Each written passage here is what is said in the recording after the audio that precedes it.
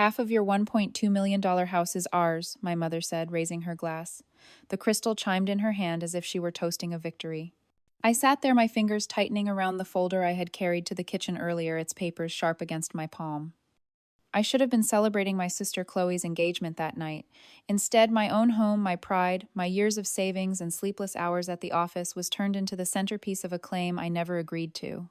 Mason, my cousin, leaned back in his chair, a grin spreading across his face. Successful, please. Without this family, you'd still be nothing.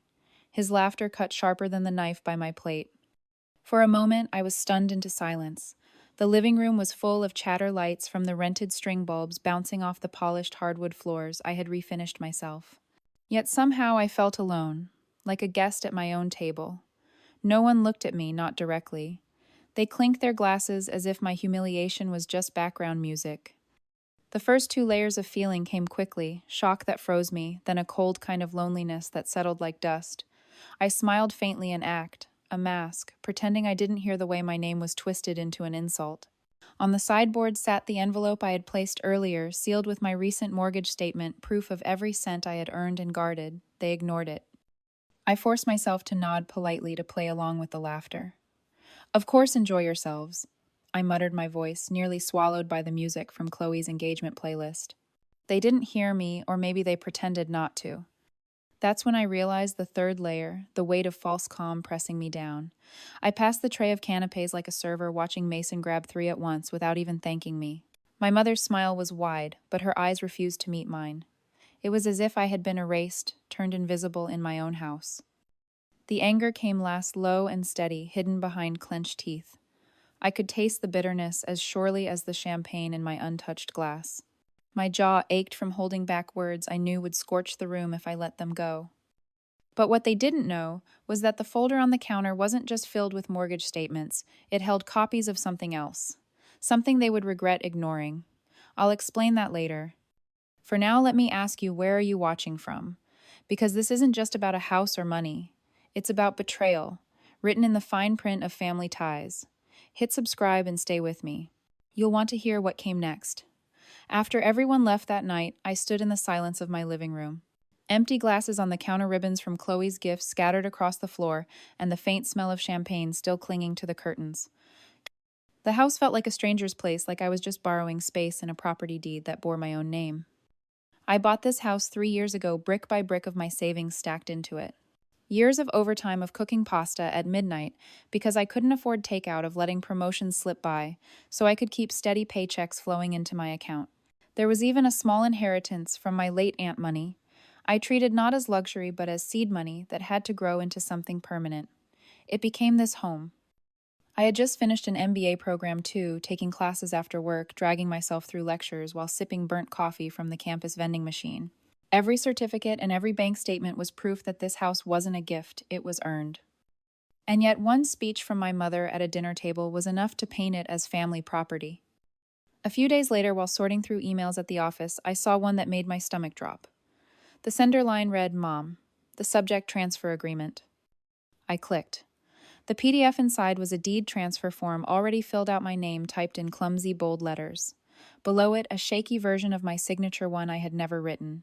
The paper claimed I had agreed to hand half the title over for family estate protection. The edges of my vision blurred. I printed it immediately, the ink hot on the paper, and slid it into a manila envelope. My hands shook as I sealed it. But that wasn't all. That night, Mason posted on Facebook a photo of a wine glass lifted in a toast captioned, "Some people don't deserve what they have. Time to redistribute." By morning, a few cousins had shared it, laughing emojis stacked like bullets. The post had more attention than Chloe's engagement announcement. Betrayal doesn't always arrive with shouting. Sometimes it arrives as a quiet joke with dozens of likes. I told myself to stay calm. I cooked dinner as if nothing had changed, reheated pasta in the microwave, sat at my table, staring at the mortgage documents spread out like soldiers. But inside I felt that tightening again, the slow burn of being erased by people who smiled at me on holidays. But what they didn't know was that I had already installed new software on my home office computer, a system that recorded every print job that left the family printer last week. One of those files bore the exact timestamp of the forged agreement. I'll tell you more about that proof later. For now, let me ask, have you ever kept quiet at a dinner table while people planned your future without you? Leave me a comment, because silence, I learned, is often mistaken for agreement. It was Chloe who invited me over for dinner the following week.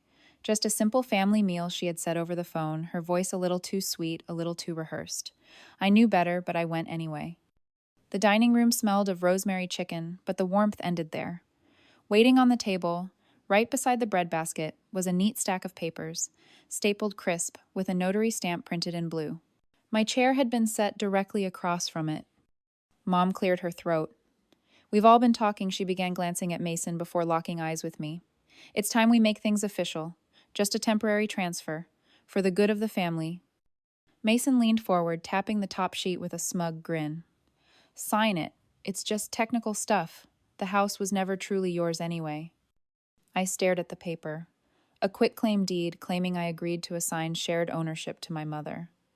There was my signature again, the same shaky imitation I had seen in that email. The notary stamp looked authentic enough to fool anyone glancing quickly, but my gut told me it was fake. The room buzzed with forced cheer. Chloe passed me the roasted potatoes. Mason poured himself another glass of wine. They acted as if this was a normal Tuesday, not a robbery unfolding under candlelight. I smiled, polite calm. Inside, my pulse throbbed in my ears. I pulled out my phone, casually snapping a picture of each page under the tablecloth. Then I slid one copy into my bag, when no one was watching, folded beneath my napkin. The camera on my front porch had caught Mason rifling through my filing cabinet days earlier. Now I had the matching documents in my hands. But the humiliation pressed harder than the anger. Mason smirked across the table. You think that $1.2 million house makes you special. You're just holding it for us. Don't act like some kind of queen. I swallowed my reply. They wanted me to explode. They wanted a scene. Instead, I chewed my food slowly, like nothing had happened. My silence seemed to confirm their power. But what they didn't know was that I had already scheduled a meeting with a lawyer, and soon their so-called family property would be tested in a way none of them expected. I'll explain what the notary stamp revealed later. For now, tell me, have you ever been pushed into signing something you knew was wrong? Leave me your story below. The next morning, I walked into a law office downtown, clutching a folder so tight the edges left marks on my palms. The brass plaque on the door read Henderson and Cole Real Estate Law. I had chosen them after a night of research, scrolling through reviews while the rest of the city slept. Inside, the air smelled of leather and paper. A secretary offered me water, which I didn't touch. My throat was too dry anyway. When Mr. Cole entered, gray suit glasses balanced low on his nose, I slid the forged deed across his desk without a word. He studied it for less than a minute before frowning. This stamp, he said, tapping the blue seal with his pen, it's a stock image. I've seen it before in a notary software kit that was pulled off the market years ago. My heart pounded. So it's fake. Completely, he replied. Look here, the font is inconsistent, and the date of notarization falls on a Sunday. No registered notary works on Sundays. He leaned back. If someone tried to file this in court, it would crumble. But the intent to defraud, that's another matter entirely. He reached for another document. It was a copy of the filing my mother and Mason had already attempted to submit a petition to designate my home as family estate property. Seeing my address written there, stripped of my name, felt like watching someone carve me out of my own life. I sat there, cold, my hands flat on the oak desk. All those years of saving, of paying off tuition with side jobs, of saying no to vacations just to build equity, it could have been stolen with a forged stamp and a signature I never wrote. Cole slid the file back toward me. You'll need to decide how public you want this to get. If we pursue charges, it will be on record. Family disputes like these, they rarely stay private. I nodded, staring at the papers. They looked harmless, just ink and paper, but they carried the weight of betrayal heavier than any stone. But what they didn't know was that I had more than one piece of evidence. My printer logs at home showed the exact time the forgery was made, and the security camera had caught Mason's hand slipping those pages into his backpack. I left the office with the folder under my arm, the city sunlight glaring off the glass towers above me. I should have felt safe, vindicated. Instead, I felt the heat of humiliation burning deeper. My own family thought I was too naive to notice. They were wrong. I'll tell you what happened when I confronted them at our next family meeting. That night, everything came to a head. But before I get there, would you take your own family to court if they forged your signature? Tell me in the comments. The invitation said family dinner, but the setup looked more like a tribunal. The dining table had been cleared of food. Instead, the center was stacked with folders, envelopes, and a laptop already connected to the flat screen on the wall. Chloe tried to smile as she ushered me in, but her hands twisted nervously in her lap. Mason was already leaning back in his chair, arms crossed like a king waiting for a servant. My mother sat stiffly, her pearls too bright against her pale skin. They expected me to fold. Instead, I placed my own folder on the table and pressed the remote. The screen lit up with grainy footage from my front hall camera. Mason rifling through drawers, stuffing papers into his backpack. A ripple of whispers ran around the table. Mason jumped to his feet. This doesn't prove anything. You planted that. Sit down, I said, my voice low, but sharp enough to cut through the room. Next slide, the forged deed blown up on the screen. Cole's note circled in red. Stock notary stamp. Sunday date. Signature inconsistent. The silence was heavier than stone. My mother shifted in her seat. Chloe pressed her lips together, her eyes darting between me and Mason. Finally, Mason slammed his fist on the table. You think this house makes you better than us. You're pathetic. You're just a wallet with walls. His words spat across the table like venom. I didn't flinch. This isn't about walls, it's about respect. And you lost yours the moment you tried to erase my name. For a moment, no one breathed. Then Chloe burst into tears, muttering about not wanting her engagement tainted. My mother whispered something about family unity, her eyes never quite meeting mine. But what they didn't know was that the county clerk had already rejected their filing. Their little scheme had failed before this dinner even began. I was here not to beg, but to expose. I gathered my folder, sliding each page neatly inside. Next time you want to steal from me, I said, standing. Learn how to fake a signature better. The look on Mason's face, flushed, trembling, humiliated, was the closest thing to justice I'd felt in years. But it wasn't enough. Not yet. Because revenge, like a seed, needs time to grow. I'll tell you how I planted mine. But first, would you have walked out or stayed and fought? Leave me your answer. The morning after that disastrous dinner, I changed the locks. Not just the front door, every lock from the basement to the attic. The new smart system clicked into place with a code only I knew. I watched the old keys clatter uselessly into the trash, their metal shine dulled by betrayal. Next came the accounts. I logged into the joint savings. Mom still technically had access to an old arrangement from years ago when I was juggling tuition bills, and she'd co-signed a loan. I transferred every last cent into a new account under my name only. Then I shut the old one down. Clean, final. By noon, I was at my lawyer's office again. This time, it wasn't just about defense, it was about offense. We drafted a cease and desist letter addressed to Mason and my mother, warning them that any further attempt to claim my home or falsify documents would result in immediate legal action for fraud. My lawyer smiled grimly as he slid the envelope across the desk. Send it by courier, he said. Make them sign for it. Let the humiliation be official. 2 days later, I got a call. Mason had received his letter. His voice hoarse with rage left on my voicemail. You think you can scare me with paper. You're nothing without us. I saved the recording. Meanwhile, the story started to leak. A cousin, perhaps trying to stir the pot, posted on Facebook. Can you believe some people would sue their own family over a house? The comments exploded. Some called me greedy, others defended me. But then someone screenshotted Mason's earlier post, The Toast, about redistributing wealth, and shared it to a community page. It spread like wildfire. By the end of the week, my phone buzzed nonstop. Neighbors messaged me, colleagues whispered in the hallway. Family steals from their own, that headline clung to me like smoke. Oddly, I didn't feel shame. I felt relief. Their behavior was no longer hidden in whispers or dinner tables. It was public, now undeniable. But what they didn't know was that I had already filed a report with the state bar attaching the forged documents, the printer logs, and the security footage. An investigation had begun, not into me, but into them. I sat on my porch one evening, sipping tea as the sun dipped low, watching Mason pace at the end of the driveway. He didn't dare step onto the property. The locks, the cameras, the papers, all of it kept him on the outside now. Exactly where he belonged. Revenge had only just begun. But I'll tell you how I took it further, how I turned their betrayal into something unforgettable. For now, let me ask you, if your family went this far, would you cut them off completely or give them one more chance? Comment your thoughts. The graduation banner stretched across my front porch read MBA Class of the Year. Gold balloons bobbed in the evening breeze, clinking against the columns of my $1.2 million home. Music spilled from rented speakers, and laughter filled the yard. Not a single relative was on the guest list. This party was mine and mine alone. Friends from work clinked glasses, professors from the program congratulated me, neighbors brought dishes to share. For the first time, this house felt alive in the right way. No whispers of entitlement, no greedy eyes scanning the silverware, just pride and celebration. On the dining table, where weeks earlier Mason had shoved forged papers at me, I now placed my diploma, framed and gleaming, under the chandelier.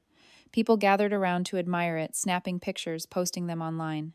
When family betrays you, success is the only clapback read one caption that spread fast across TikTok. And then came the moment I had planned. I tapped a glass, the room falling quiet. I held up an envelope thick and official, stamped with the county seal. This, I said, is the new living trust. As of today, this house and all attached property are locked under my name alone. No claim, no scheme, no false signature will ever touch it again. A cheer broke out. Cameras flashed.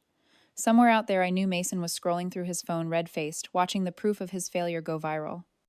Midway through the night, my phone buzzed with a message from my mother. Just 6 words. "You've humiliated us. Are you proud I didn't reply?" I showed the text to a colleague instead, who shook his head and muttered, "Some people never learn." Later, as the cake was served, I shared one last announcement. To everyone who stood by me, thank you. And to those who didn't, well, actions speak louder than blood. The crowd applauded, some raising their glasses in agreement. But what they didn't know was that I had saved one final blow for Mason. In my office upstairs sat another envelope, a demand letter prepared by my lawyer seeking damages for attempted fraud. Tomorrow morning, it would be hand-delivered to his door.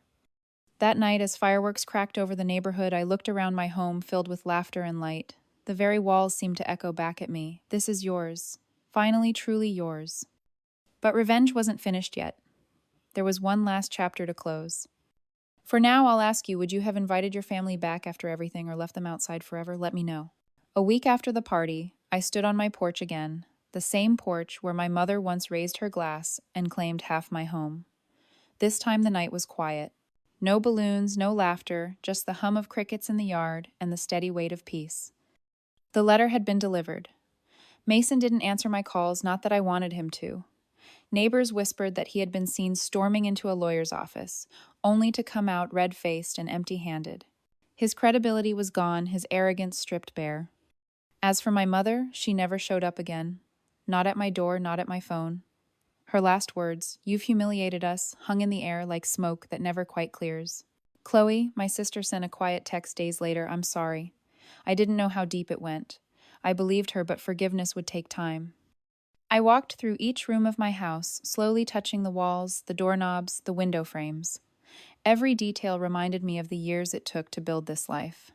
The mortgage payments I scraped together, the MBA nights with cold coffee and textbooks, the inheritance that had seeded the down payment. None of it had been handed to me. None of it had come from their hands. Family, I realized, is not ownership. It is respect. And once that respect is gone, blood is just another word. I signed the investment contract the next day, a new venture, a new chapter. My lawyer shook my hand, congratulating me on securing not only my home but my future. It felt like setting down a heavy suitcase I had carried too long. On my way back, I passed Mason's street. His blinds were drawn, the yard unkempt. For the first time, I didn't feel anger. I felt distance, the kind that keeps you safe. At home, I brewed tea, sat by the window, and finally let myself breathe. The revenge had been served, the dignity restored. And more than that, I had learned that silence is not surrender, and respect cannot be stolen by a forged stamp. If you think I made the right choice cutting them off, comment right. If you would have handled family betrayal differently, share your idea below. Because in the end, this wasn't just about a house. It was about reclaiming my name.